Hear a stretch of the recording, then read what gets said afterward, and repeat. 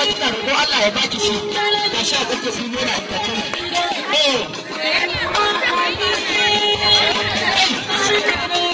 na gode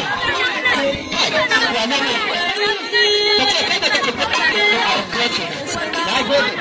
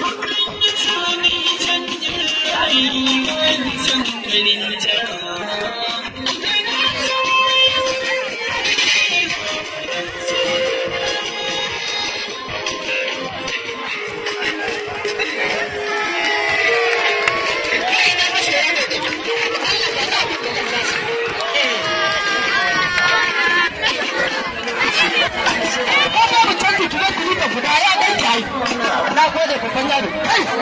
na gode